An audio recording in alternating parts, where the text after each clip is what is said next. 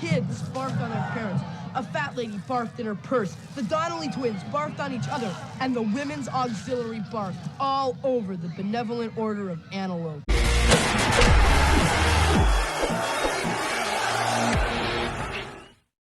All right, it is hard to take much seriously after that wonder. What was that? 31 to the Cleveland Browns. Dolphins now 1-6. That's not good. I don't know. I'm not the smartest guy according to some people, but that ain't good. What a joke. There's no this team will probably win as many games as the 2000. I was wrong. I had said 2026 is 2019.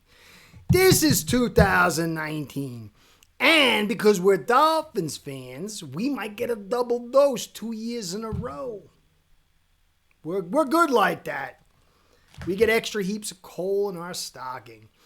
There's no way this team, no matter how many issues they have, they aren't better than a 2019 team. Brian Flores had loads of issues, but this is a joke. This is terrible. So first thing I thought of was a Stand By Me movie with everyone, and one guy starts throwing up because he's getting revenge and everybody starts throwing up. And Flores was the big fat kid who ate all the pies and got everybody to throw up because here we are, everything is throw up all over the place. And we've got, what a mess we got to clean. Oh, did I tell you? 31-6. We got beat 31-6 in Cleveland. I'm going to get into the retardation of it all. What a joke. So I'll get ready for the fun. So how does McDaniel call games in the second half the way he should have called in the first half? We had like 8 carries in the first half. And then we started adding a lot of carries in that third quarter or so. Mostly after Tua got out. And it was 22-33. Who in their right mind, who's not high on peyote and just, off a free lobotomy at CVS, in windy weather and rain, doesn't run the football and doesn't try to attack the A and B, at least the C gap? Mike McDaniel. Oh, the great wondrous genius who sits with his cockeyed feet at the podium. People are making fun of this guy. They should. There's something mentally wrong with him. He's terrible. I don't think he's a bad guy. But who calls... Ollie, sure, he had a couple of nice little runs. Why? We're going against the Browns. Are you that scared they're going to run you up? Mike McDaniel's terrible. So terrible. And you say what you want about Tua. But there's no way you got a quarterback with this kind of OC and you're going to be your best, whatever that is. Are you going to tell me that Tua, if he sit up for his best, he can't beat Gabriel, a rookie? Of course he could. But they knew what the hell they were doing. They ran Judkins, whatever the hell the guy's name is, Judkins, inside a ton of times. They understood what they were doing. Not McDaniel. And this is not to say Tua was the greatest thing since sliced bread. But, hey, Tua, here's an anchor. Do that 40. McDaniel's terrible. Tua, yeah, he is what he is. He's totally bad. But I saw people. It's so laughable. There's like people out there who I think they're like gone a little bit. And they're not doing you any justice. They were screaming, Skylar, when he comes in, he's going to show you. And he's gone. And I had people just going, Ewers is coming in. Yeah. How did Ewers do? He had one nice pass deep, got lit up like a Christmas tree. Very nice pass. How are the rest of those? It's way more than a quarterback. If you don't know that, you just want to hate. That offensive line, did you see Jonah Savaiinaea just get blown up multiple times? He had one nice second-level block. This offensive line's garbage. The OC is garbage. You want to say the quarterback? He's not the greatest thing since sliced bread, but I don't know how you could say he's garbage.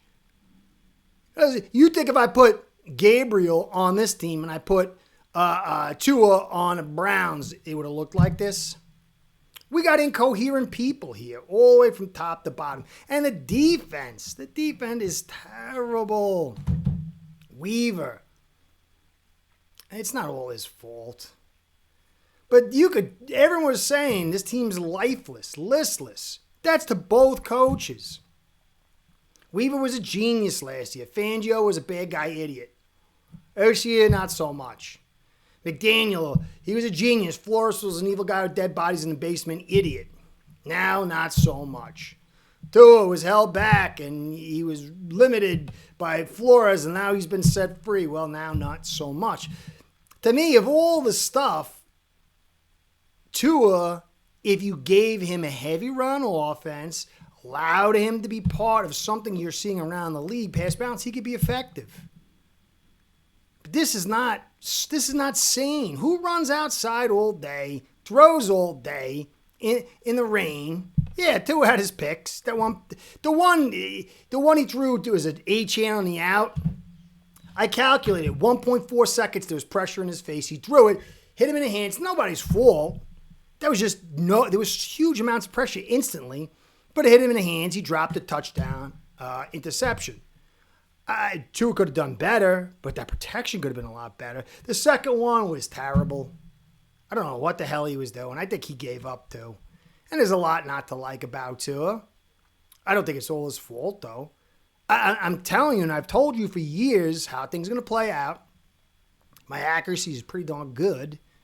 And I'm telling you, I could have built a better offense, got more consistency, more success out of them than what we built here. I think it's pretty clear. I've been ahead of the curve on just about everything. Now, I'm not saying he would have got us all the way, but McDaniel, Weaver, the offensive line, a lot of this defense this year and a little bit last year, there's no hope for it. There was hope for Tua, although those injury things were a big concern. Not to say he's going to be elite, but quarterback is the most dependent position.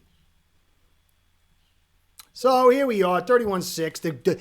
You're going to get... Look, I hope Tua gets kicked off the team. I hope they get rid of him. I hope Ewers gets to play for the rest of the season. Look, guys, there's a tank. They were planning the tank all along. Think about it. We're cutting the purse strings, but we're putting out the hype that we're still good enough to win. We're amping up UDFA as a cornerback, and we're going to be good enough. We're amping up the offensive line's finally got its boost, and it sucks. We're amping up this offense. Wilder got injured, didn't show for the first 4 games. And you got Tana and Julian Hill. I mean, I don't think they anticipated Hill being out, Tyreek. How much difference is that going to make? A few games to spoil the big pick. So, guys, look, there's a big packing order. Ross screwing things up. Greer screwing. He'll be back probably next year. He's going to be back next year. Whether that's in the upper echelon because they fake hustle you by saying he's been demoted or whatever. He'll still be calling shots at the top. Or he'll still be there. This was planned tank. McDaniel needs to go. Tua needs to go because I'm tired of talking about him. But it's not all him. Most of this team, 80, 85, 90% of this team is trash. Weaver needs to go. But what are we going to get in here? We'll have the pick. We'll have the new coaches. Maybe the new GM that's pulled from inside. And then everyone's going to be like, yay! More than likely, if I had to bet my life, 3 to 4 years, we'll be saying the same conversation with a different cast of people. It's going to be a repeat. Hopefully I'm wrong. Hopefully you get some guy good enough to tell Ross and his idiots at the top, back off, idiots, sign the checks, let me run the show. And he does something with these picks. We got to start trading players now. So that's the deal. I'll get into film. You want a horror show? I got it for you. I'll get some stats. But it's like, what is there to talk about except how bad we are, who needs to go, and what do we need to do going forward? That's probably what I'll be doing this week. How do we get this thing right? and keys that if we don't see them, then just forget about it, ladies and gentlemen. You're getting huckstered again. So that's it.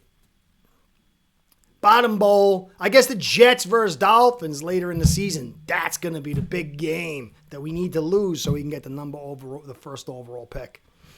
Gotta say, be well. Go Fins. Goes out.